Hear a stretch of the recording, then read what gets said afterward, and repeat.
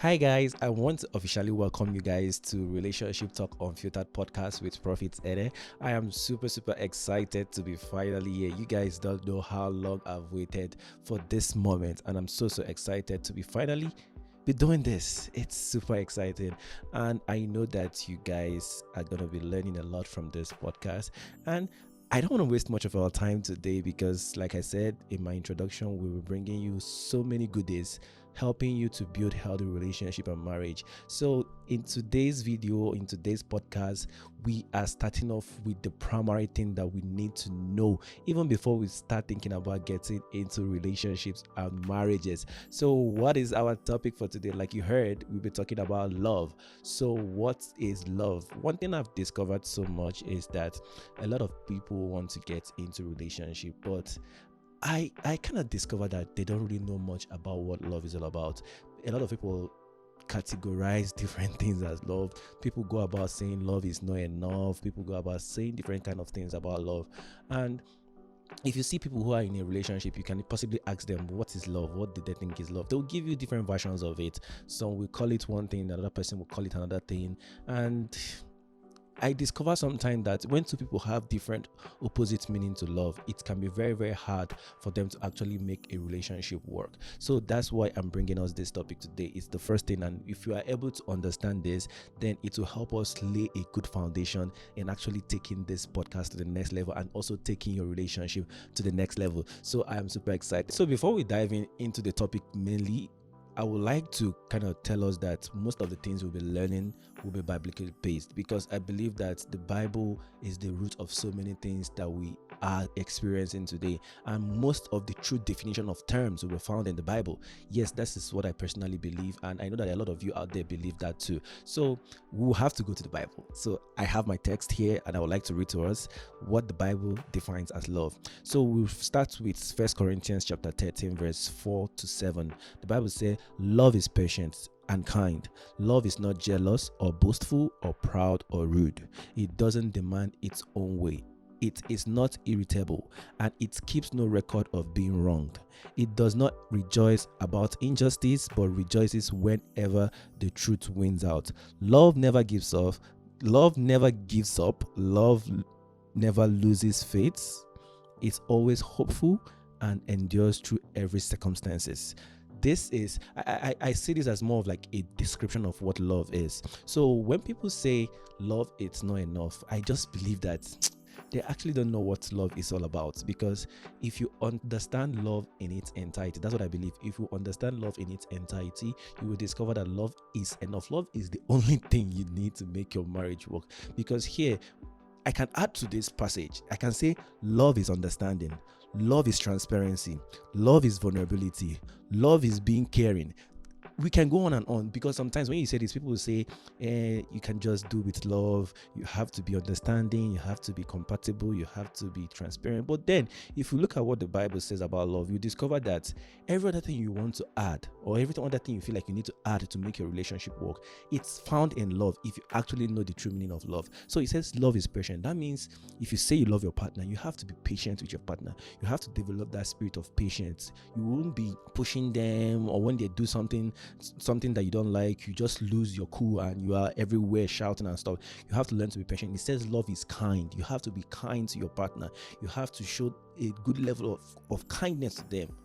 That's what love is. He said it's not jealous. A lot of people are in a relationship today and they are jealous of their partner. You think that somebody who says, I love this woman, I love this man means the world to me, that they will be happy for them. But then you see a lot of people who are in a relationship, once their partner hits a milestone, once their partner becomes something, maybe something bigger than they are, especially the male man, once their wife becomes something that is more than they have ever been, they start feeling this jealous in their hearts, and sometimes they'll now want to control the woman. So you see, that's not love. If you say you love your wife, if you say you love your husband, you don't have to be jealous about anything. You don't have to be jealous that they are making more money than you are. You're supposed to be working together as one. Because if you actually understood marriage, you understand that whatever belongs to your wife also belongs to you as a husband. Whatever belongs to the husband belongs to the wife, because both of you are one. So you understand what I'm saying? You wait for say it's not proud, it's not love is not proud, love is not rude. Some of you people and some people out there who are violating their partners, who are actually being violent, beating up their wife, doing so many things, insulting people. You can't say you have love in you and for someone and you are doing all those stuff. No, it doesn't show you have what the actual meaning of love is. So probably maybe your own definition of love is corrupted. So you have to go back and find out what love is. Because if you say I love you, then I shouldn't be insulting you because I care so much about you. That is what love is all about. So it goes on and on and on. You can go and read that passage. It says it doesn't demand its way. A lot of people get into relationships today and they want to have it their way. No, it's not how it works. It doesn't work that way. You can't get into a relationship or a marriage and you just want it to be your way or the highway. Even though the Bible calls you the head of the home, it doesn't mean that it's your way. The Bible made you the head of the home as a husband, and it says that you should be able to lay down your life for her. That means you should be able to take care of her. You should look at what her needs are. You should look at when she's uncomfortable and you do the things that will make her comfortable. It's not your way. You see what love is? He also went on and said, love never gives up. This one, I don't know. Like a lot of people are giving up they're giving up in their relationship for stupid reasons. Sorry, I'm using that word. They are giving up in their relationship for stupid reasons. You hear some people who say, I'm leaving him or I'm leaving her because of one thing, and you're wondering, what's that? A lot of people are getting, like, for a lot of people today, divorce is like, it's no big deal anymore. Like, they get into marriage with the mindset of divorce. So you're trying to tell you that, well, we'll get married. If it doesn't work, I will walk away now. What's there? Is it not just marriage and stuff? They don't even rate marriage these days. That's why they just want to get in. If it doesn't work, they leave. No, the Bible says love never gives up, never loses faith. It's always hopeful. So there's a part of love that should keep you alive. It keeps you alive. It keeps you interested. And it says it endures through every circumstance. I know today when we talk about these things, violence and stuff, we say leave the relationship or leave the marriage or stuff like that. Yes, there are times you have to leave and separate. But then when these things are not life-threatening and stuff like that, if both of you actually want to have a great marriage, you should be able to go for counseling, go for coaching, and get things right. I see it as a big error that couples are having issues, and instead of seeking clarity to build themselves and build their relationship, one person is refusing to go for counseling. It doesn't make any sense to me. So love will make you go for counseling. Love is going for counseling. Love is doing whatever you can to ensure that your marriage works out. So it doesn't give up. Love doesn't give up. It stays true. It tries to build each other up. It endures through circumstances. Circumstances like maybe when there is no child coming.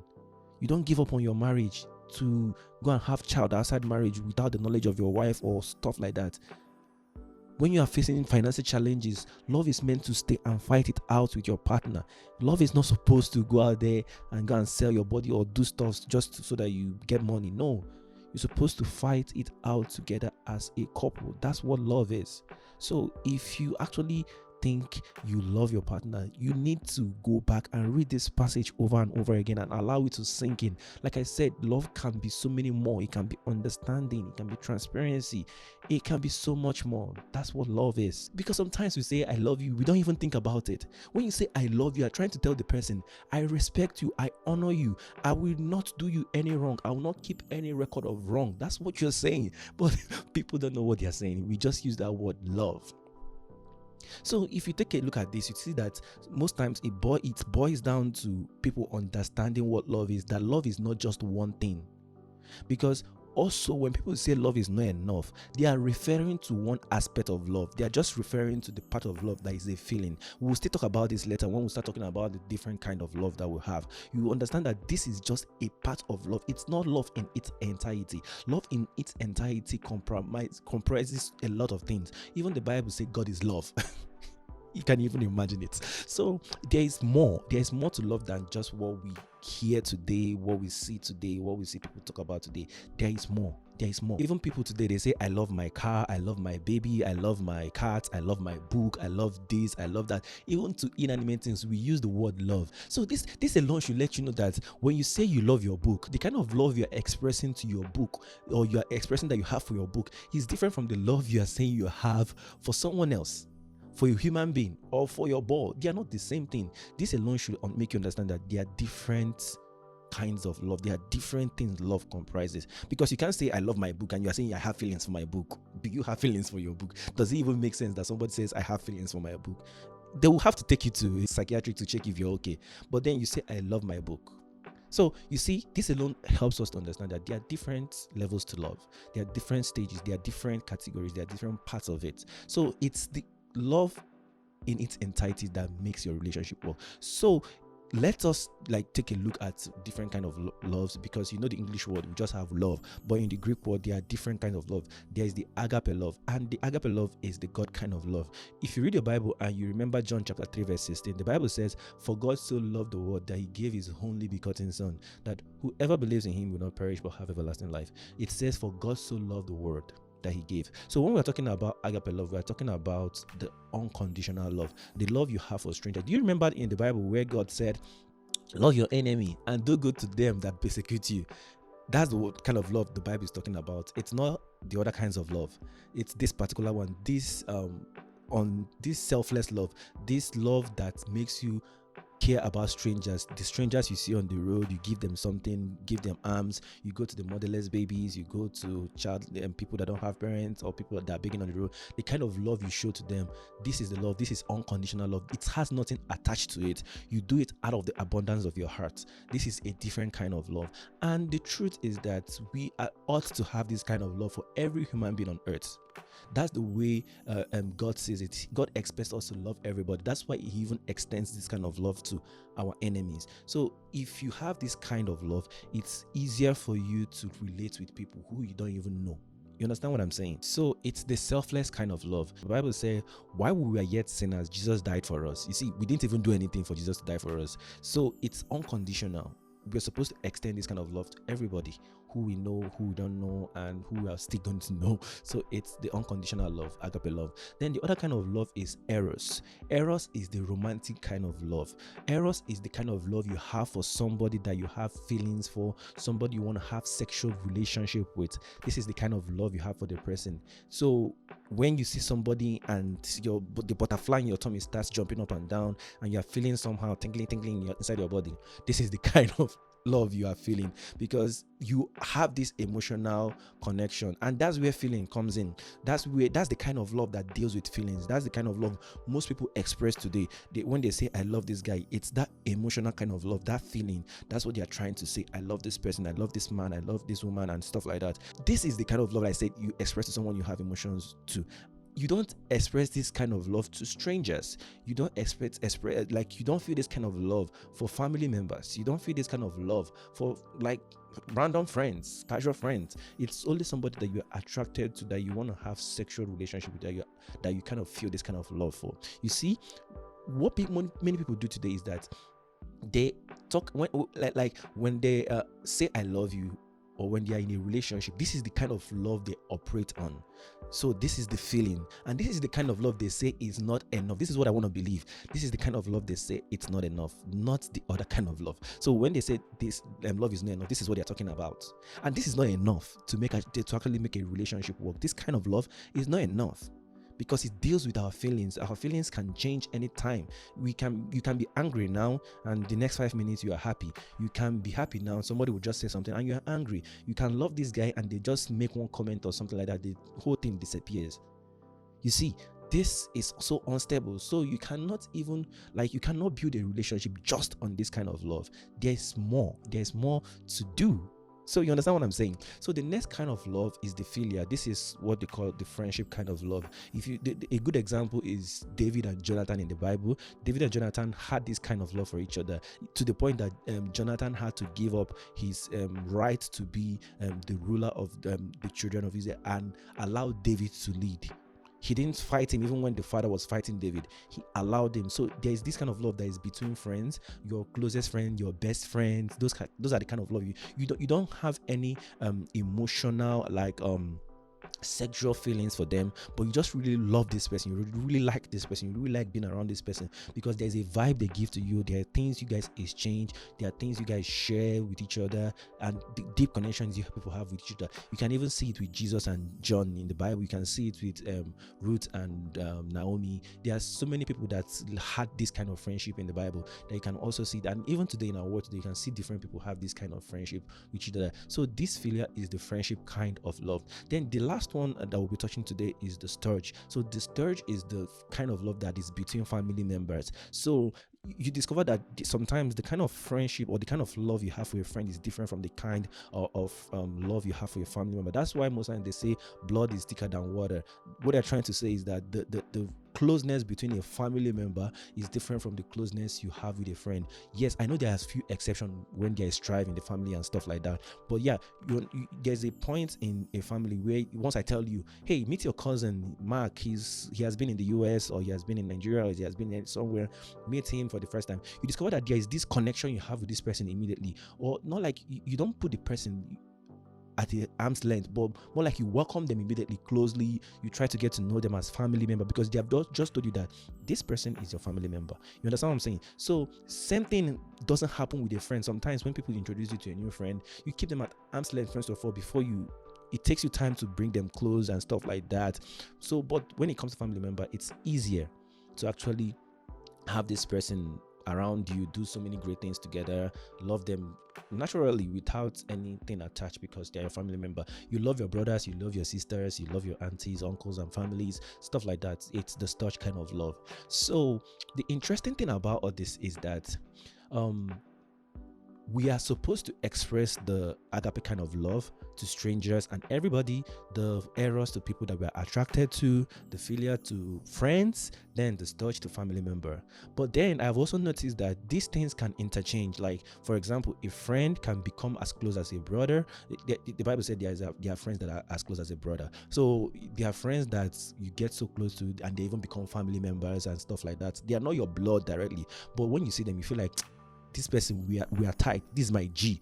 We are so tight. They are like family to you now. And there are some points where your family member, your brother, your sister, you guys become so close that it's more like a friendship kind of relationship, not just the brother kind of or sister kind of stuff, more like friendship, because they are brothers. You love them from a distance. You don't really have anything. They don't know anything about you.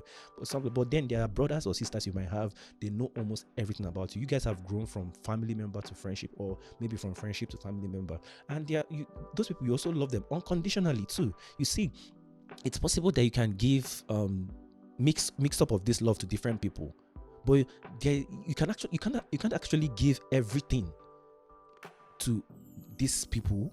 Your family, you can't give all the this 4 category of love. You can't give it to your family member. Why? Because of that eros. That eros makes the kind of love, that eros makes love or makes who you marry become the only person that gets the complete set of love. Let me explain this. So the only person that is qualified to receive the complete kind of love in its entirety, is the person you marry. Or let's say the person you want to marry. Let's say you're in a serious relationship. That's the only person that will be able or is qualified to receive love in its entirety from you. Let me explain it. Maybe they are strangers. You have to love them with agape love, the unconditional love. Then because you have sexual attraction, because you are attracted to them, then you have to have eros for them. You see? Then you have to build friendship. Friendship is one of the things that sustain marriages and relationships. So you have to build friendship, right? So you see, you are giving them philia. Then when you now finally get married to them, they become your family. Two shall become one in marriage. So they become your family. You have to give them storge. You see now that this person is the only qualified person to get the complete set of love from you. Your family members can't. They can get 3, but they can't get the eros. Your friends can get 3. They can't get or probably get 2 because maybe they are not close as your family member, and your strangers doesn't even get more than 2, more than 1 or so. So like, you get what I'm saying? So The only person qualified to get this is the person you decide to settle down with and get married to. This is why I say love is enough, because if you actually practice what love it really is, you should be able to love your partner unconditionally. You should be able to give them that unconditional love, that selfless love, that love of God, that love that will make you to lay down your life. The Bible, remember the Bible said in Ephesians chapter 5, for men, that loving your wife or submitting to your wife means laying down your life just the way Christ laid down his life for the church. So you should get to that point you are ready to lay down your life. That's selflessness. That's the kind of love that you're supposed to be giving to the person you love. Then the emotional part of it comes where you are erotic, you have that erotic feelings and stuff for the person. Then there's the friendship part of it, where you build friendship, you talk to each other, you are close, you are best friends, you talk about everything and anything. Then when you now get married, you start building a family together. You have kids together. You are building that beautiful family. You see, that's the only person qualified to get her. And you can't tell me that when you express this kind of love to somebody, that it's not going to be enough. I don't know. It has to be enough. Remember what we said earlier? Love is patient. Love is kind. It doesn't hold record of wrong. Love is understanding. Love is being vulnerable. Love is being transparent. That's all what love is. And this kind of love is, we can even categorize it into the unconditional love. You see? So love is enough. It's really enough. So if you understand this, it will help you know when somebody truly loves you and when somebody is just misbehaving, saying in the name of love. Because today, we also have people who are in lust and not in love. All they care about is what they stand to gain. So let me put it this way. There are people who are supposed to love you, but they are not loving you. They are more in lust with you. Let me explain this. So there are people who want to be in a relationship with you because of what they stand to gain from you, not because of what they stand to give to you. My understanding of love is, when I say I love this lady, I'm trying to say I want to take care of this lady. I want to care about this lady. It's not even about what this lady stands to give to me. I know that she will give me something. I know I've seen something that she has. But no, when I'm saying I love this lady, I'm not thinking about what she's going to give to me. I'm thinking about more of what I'm going to do for her, what I'm going to give to her. Remember when you say I love my car? It's not just about what the car is doing for you. I'm giving you an example with an inanimate thing. It's not just about what the car is going to do for you, but you take care of that car. You fuel it, you service it, you wash it, you take care of it. The only thing that the car does for you technically is to move you around. But then you have to maintain the car over time because you love that car. You are even giving more. You understand what I'm saying? So love is about giving. John 3:16, for God so loved the world that he gave. But what we see today is people saying, I love you, but it's all about what I stand to give. If you line people up right now and ask them, why do you love this guy? You start hearing, because he's kind, because he's this, because he's that, because he's this, because he gives me this, because he takes care of me. This is why they love, because of what they stand to receive, not because of what they stand to give. Love is about giving more than receiving. If you get involved with somebody who loves you and you love the person too, both of you should be unapologetic about how you give to each other. Because the most relationship today in situations is about give and take. It's transactional. Love is not supposed to be transactional. It's not supposed to be that way. Love is not give and take. Love is more of like give. And the truth about it is that when you give to the person you love, and the person you love gives to you, what happens? You receive. You receive without asking for it. You see how interesting this is? Love is about giving. And when two people are giving to each other, they are receiving at the same time. But when people come in to take, they are taking, and nobody is receiving. Nobody's actually loving. People have so many things, they manipulations they call love today. They will say, if you love him, hide, avoid this so that he will miss you. There's so many manipulation going around today. People call love. No, that's not love. Love is putting yourself, making sacrifices for the person you say you love. Love has to do with a lot. I'm saying it again. Love has to do a lot with giving, laying down yourself, respecting the other person. It's more about if you come into a relationship and you are thinking about what can I do to make this person better? How can I support this person? How can I bring out the best in this person? How can I be of service to this person? You discover that in the place of service and in the place of serving, you will receive service too, because that's what love is. You see, this is interesting. So if we go about practicing love this way, you discover that we will get a lot of things right. But then if we don't do that, we'll get a lot of things wrong. You can see the way it's in our world today. You can see it. It's obvious. There are people are looking for men that make 6 figures. They are looking for this one. I know people are looking for security, but then if that's your focus, it's already wrong. They are asking each other, what do you have to bring to the table? What do you have to bring to the table? What do you have to bring to the table? Well, this is a question that all of us need to answer, even men and women. Because I believe that if you're a man and you feel like the only thing you have to even to bring to the table is your finances, I don't know, you don't have anything. There's more. There's more. We have limited marriage, love, relationship to money and cooking and cleaning. That's what our 21st century women and men care about now. He has to be making money and she has to cook and clean. There's so much more in that thing, in that relationship, in that partnership, that is not about cooking and cleaning. Men cook today, women clean today. Women make money today, men cook today. So if this is the only thing you people need each other for, then why do you even need each other? Why do you need the partnership? I don't understand. You get what I'm saying? Why do you even need it? So there is more.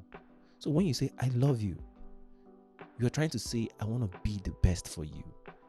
I want to sacrifice so many things for you. I want to see you grow. I want to see you excel. I want to see you become the best. I want to ensure that you don't have any reason to lack. You don't lack anything. You don't have any reason to cry. That's why when you love somebody, you don't go about cheating them. You don't go about hurting them. When you say you love something, you don't go about making that thing feel bad. You don't go about trying to wreck that person's emotion. When you say I love you, you avoid everything that will make them cry, anything that will make them feel bad. That's what love is all about. When you moment you say, you open your mouth and say I love you, that means you are subconsciously saying, I'm going to be avoiding everything that makes you unhappy, because your goal is to make the person happy. If that's not your goal, I don't know what you're there doing. I don't know what you're claiming that you love somebody. If your goal is to make them unhappy, it's high time we start holding ourselves accountable to these things. But then it starts from understanding what love is all about. That's why I'm bringing this podcast to us, so that we understand what love is all about. Because it is when we understand what love is all about, that's when we'll be able to know when somebody is actually loving us right, and when the person is just using us, or when the person is just putting up a facade to make us think they love us. No, if somebody comes into your life and all they are focused on is what they stand to gain from you, that's not love. Walk away. If anybody comes into your life and all they are demanding is demanding, all they are doing is demanding, that's not love. Walk away. Find somebody who loves you and willing to make sacrifices for you. I remember telling somebody that love has to do with sacrifices. The person was like, no, how will love be sacrifice? No, you don't understand love. You will make sacrifices in marriage. First of all, you are two different human beings, two different ideologies, two different backgrounds. There will come a time when you have to make sacrifices. That's what love is. Love is adjusting. Love is changing when it's necessary. So you can't say this is who I am. Take me as I am. Take you as you are, with all your toxic behaviors. No, that's not love. Love is putting the work to get better, to become a better version of yourself for the person you want to spend the rest of your life with. That's what love is all about. Paying the price. That's what Jesus did for us. He paid the price for us because he loved us. So you have to get to that point where you start paying the price because you love somebody. You have to get to that point where you have to lay down your life. Let me tell you the truth. Laying down your life is not just a responsibility for men. We can even say, let's not make it be to the point of death. Let's just say laying down things. You have to lay a lot of things down in marriage. Marriage comes with restrictions. Relationship comes with restrictions. You can't say you love somebody and you want to still have you still want to live a single life. Like you can't say I want to be in a relationship with you, but I still want to live my single life the way I want it. No, when you're coming into somebody's life, is part of your single life dies off, because now it comes with rules, restrictions of things you cannot do and things you have to do. And those things you have to do and cannot do are part of love. So love is interesting if you understand it. And I really wish that somebody who is listening to this right now totally have a clear understanding of what love is all about. I can go on and on and on and on to talk about this, but I really want to stop here because I believe that I've hit a lot of points. I probably have repeated a lot of things, but then this is the way it's in my heart, and I feel like sharing it this way in my heart, pouring out this body in my heart will help somebody out there. So if you really enjoyed this episode, I will really appreciate if you subscribe to my YouTube channel and also subscribe to my podcast wherever you're watching it, and also do well to recommend this to your friends, share, so that your friends will learn to. Maybe your husband or your wife need to listen to this. You have to share with them, your friends. Maybe the guy you're eyeing, the lady you're eyeing, maybe they need to listen to this. So do well to share with those people, and don't forget to tune in for the next one. Yeah, I know the podcast platform have ratings, so please rate this 5 star. But if you don't want to rate it 5 star, don't rate it. So yeah, so please do well to follow me on social media. My Instagram is Profit Eneh. My Facebook is Profit Eneh relationship coach. So you'll be able to learn from me daily, because I post there on a daily basis. I post snippets and stuff like that. I make a lot of teachings there too, so you'll be learning a lot from me. So guys, thank you so much for joining me today. I am super happy that we have come to this point. See you guys in the next episode. Bye.